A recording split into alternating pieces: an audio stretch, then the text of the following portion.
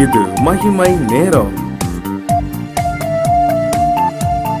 நம்முடைய கர்த்தரும் இரட்சகருமாகிய இயேசு கிறிஸ்துவின் ஈடு நேற்று நாமத்தினாலே மகிமை டிவி நேயர்களை நான் வாழ்த்துகிறேன். இந்த மகிமை நேர நிகழ்ச்சியின் மூலமாக உங்களை சந்திப்பதில் மறுபடியும் நான் மகிழ்ச்சி அடைகிறேன். இந்த நாளிலும் இந்த மகிமை நேர நிகழ்ச்சியின் மூலமாக கர்த்தர் சகலத்தையும் நன்மைக்கு ஏதுவாக நடத்துகிறார் என்பதை குறித்து தியானிக்க முடியாது. கர்த்தர் கொடுத்த கிருபைக்காக அவரை நான் ஸ்தோத்திரிக்கிறேன். அதற்காக ரோமர் 28 நான் வாசிக்கிறேன். அன்றியும் அவருடைய தீர்மானத்தின்படி அழைக்கப்பட்டவர்களாய் அவரிடத்தில் அன்பு கூறுகிறவர்களுக்கு சகலமும் நன்மைக்கு ஏதுவாக நடந்திருக்கிறது என்று அறிந்திருக்கிறோம். பிரியமானவர்களே, நாம் நினைக்கிறோம் நிறைய காரியங்களை நாம் செய்யும் பொழுது இது நன்மையானதா, இது நன்மைக்கு ஏதுவாக இருக்கிறதா என்று நம்மிடத்திலே ஒரு குழப்பமும் சந்தேகமும் காணப்படுகிறது. ஆண்டவர் சொல்லுகிறார், அழைக்கப்பட்டவர்களாய் அவருடைய தீர்மானத்தின்படி அழைக்கப்பட்டவர்களாய் அவரிடத்தில் அன்பு கூறுகிறவர்களுக்கு சகலமும் நன்மைக்கு ஏதுவாக நடக்கும். எல்லா இழப்பு, நம்ம தீமை என்று எது நினைக்கிறோமோ அது நன்மைக்கு ஏதுவாக செய்கிற தேவன்.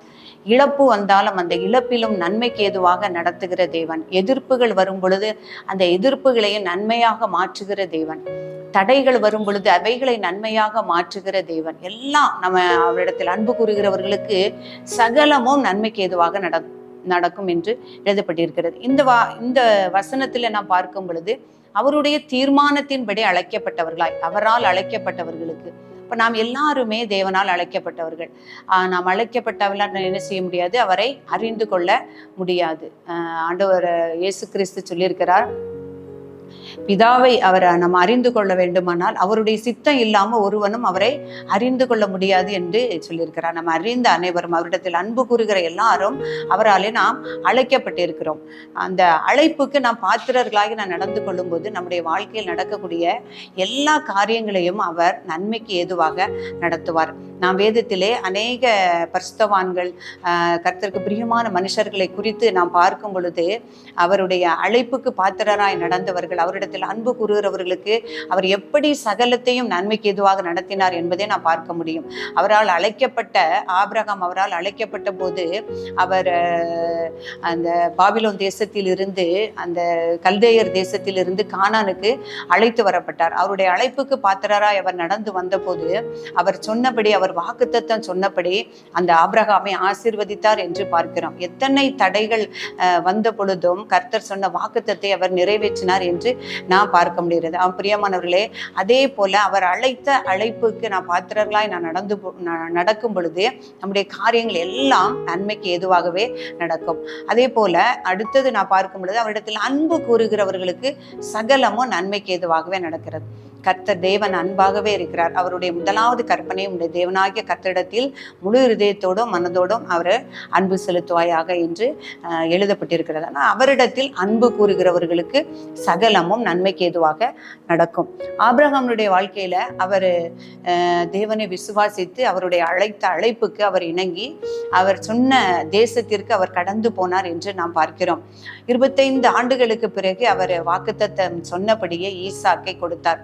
ஆனாலும் தேவன் அவனுடைய குமாரனை விட ஆபிரகாம் என்மேல் அன்பாய் இருக்கிறானா, என்னை நேசிக்கிறானா என்பதை சோதித்து பார்க்கும்படியாக அவர் சொன்னார், உன்னுடைய குமாரனும் உன் ஏக சுதனும் உன் நேச குமாரனும் ஆகிய உன்னுடைய புத்திரனை எனக்காக நீ தகன பலியிடு என்று சொன்னார். பிரியமானவர்களே, தன்னை ஆண்டவர் சொல்கிறாரு, தன்னுடைய தகப்பனையும் தன்னுடைய தாயையும் எனக்காக, தன்னுடைய மனைவிகளையும் தன்னுடைய பிள்ளைகளையும் சகோதரிகளையும் வெறுத்து விடாவிட்டால் ஒருவன் எனக்கு சீஷனா இருக்க மாட்டான்னு சொன்னார். அப்போ உலகத்தை விட, உலகத்தில் உள்ளவர்களை விட தேவனிடத்தில் நான் அன்பா இருக்கும் பொழுது அப்படிப்பட்டவர்களுக்கு தேவன் சகலத்தையும் நன்மைக்கு ஏதுவாக நடத்துவார். ஆபிரகாம் தன் மகன் என்றும் பாராமல், தன்னுடைய நேச குமாரன் என்றும் பாராமல் தேவன் சொன்னபடியே தேவனை விசுவாசித்து அவருடைய குமாரனை அவர் தகன பலியாக ஒப்பு கொடுக்க முயன்ற போது ஆண்டவர் சொல்கிறார், நீ உம்முடைய புத்திரன் ஏகசுதன் என்று பாராமல் நீ எனக்காக அவனை ஒப்பு கொடுத்தபடியால் நீ எனக்கு பயந்திருக்கிறது என்று நீ பயப்படுகிறேன் என்பதை நான் அறிந்திருக்கிறேன் என்று சொல்கிறார். அப்படியம்மானுடைய அவரிடத்தில் அன்பு கூறுகிறோமா என்பதை அவர் சோதிப்பதற்காக சில சோதனைகள் நமக்கு வந்தாலும் தேவன் அவருக்கு பயந்தவர்களுக்கு, அவரிடத்தில் அன்பு கூறுகிறவர்களுக்கு சகலத்தை நன்மைக்கு எதுவாக நடத்துகிறார். நீ எனக்கு பயப்படுகிறவன் என்பதை அறிந்திருக்கிறபடியினால் உன்னை நான் ஆசீர்வதித்து பெருகவே பெருக பண்ணுவேன், வானத்து நட்சத்திரங்களைப் போல உன்னுடைய சந்ததியை பெருக பண்ணுவேன் என்று சொல்லுகிறார். அதே போல அவருடைய வாக்குத்தத்தத்தின்படி, அவருடைய சித்தத்தின்படி நடக்கிறவர்களுக்கு கர்த்தர் சகலத்தையும் நன்மைக்கு ஏதுவாக நடக்கிறார்.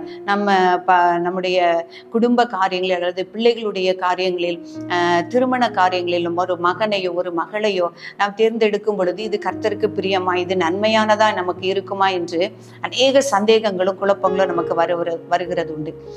பிள்ளைகளுடைய படிப்பில் அல்லது வேலை காரியத்தில் இந்த வேலையை தொடங்கலாமா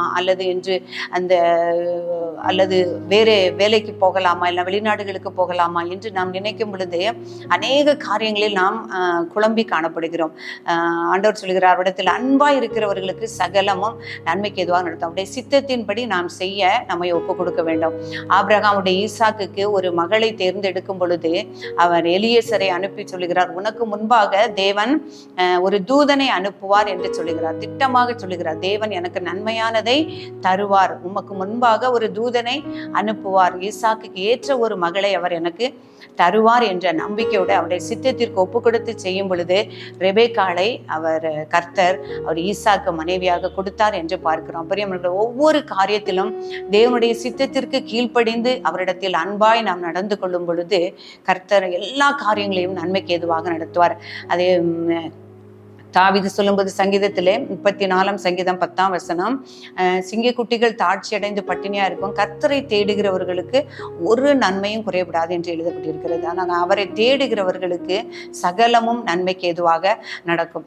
எரேமியா தீர்க்கதரிசியின் புஸ்தகத்தில் சொல்லியிருக்கிறார், நீங்கள் எதிர்பார்க்கும் காரியங்கள் உங்களுக்கு நிறைவேறும்படிக்கு அவர் உங்கள் மேல் வைத்திருக்கிற நினைவுகள் தீமைக்கல்ல, எல்லா சமாதானத்துக்கு ஏதுவானவைகளாய் இருக்கிறது என்று எழுதப்பட்டிருக்கிறது. அவரை தேடுகிற, அவரால் அழைக்கப்பட்ட, அவருக்கு பயந்திருக்கிற, அவருக்கு கீழ்ப்படிந்திருக்கிற, அவருடைய சித்தத்தின்படி செய்கிற அல்லது அவருக்கு அன்பு கூறுகிற பிள்ளைகளுக்கு கர்த்தர் சகலத்தையும் நன்மைக்கு ஏதுவாக நடத்த வல்லவராய் இருக்கிறார். நாம் நினைக்கிறோம் சில காரியங்கள் நன்மையானதாய் தோன்றும், நன்மை போல தோன்றும், ஆனால் அது நன்மைக்கு ஏதுவானதாய் இருக்காது.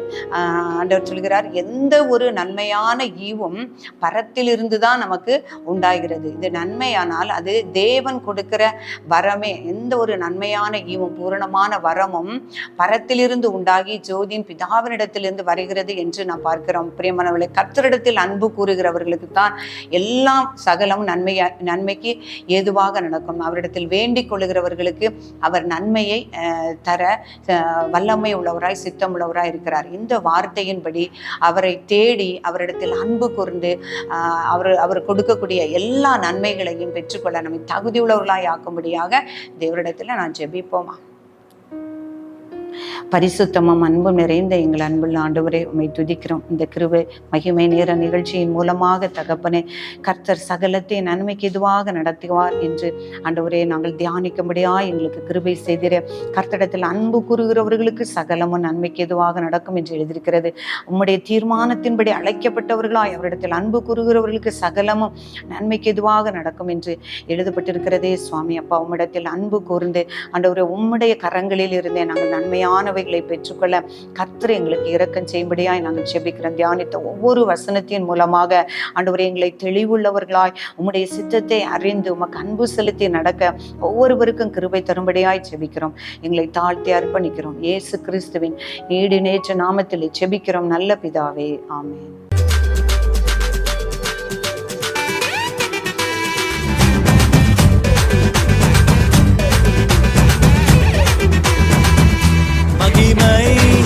மகிமை